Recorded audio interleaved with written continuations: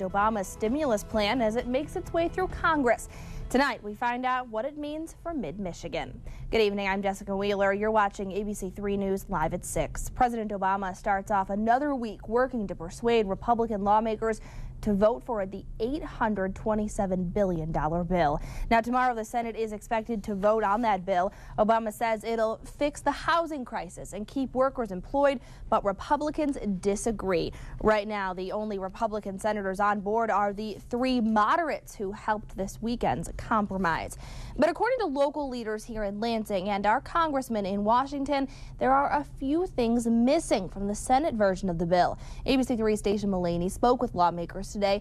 She joins us now. And Stacia, what do they say is missing?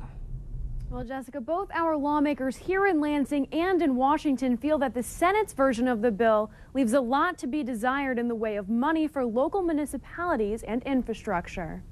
With an $819 billion version of the stimulus package through the House, the Senate is now working to pass their $827 billion version, leaving many now wondering which package is best for Michigan.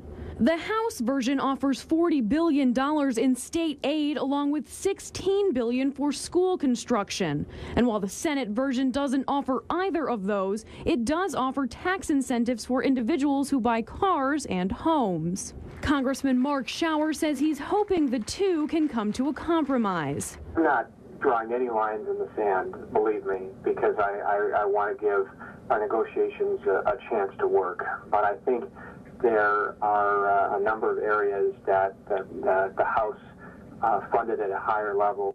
And it's those areas like the billions for state aid and schools that have been slashed from the Senate bill that Lansing Mayor Virg Bernero says we cannot afford to let go. How are you going to have economic development? How are you going to grow Lansing or any other city when the roads are crumbling and the bridges are falling apart and the schools and the kids can't be educated because the schools are falling apart? But MSU economist Douglas Roberts says we cannot afford to continue to add more and more money into these packages because we are borrowing on our futures. If a trillion follows a billion, what follows a trillion? The answer is quadrillion. And you may not need to know that, but your children will.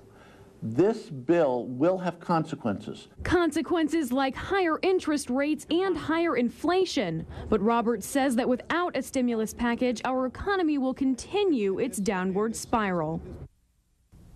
Now, Congress says that after the Senate passes their version, both the House and the Senate will appoint conference committee members to begin negotiations. Jessica?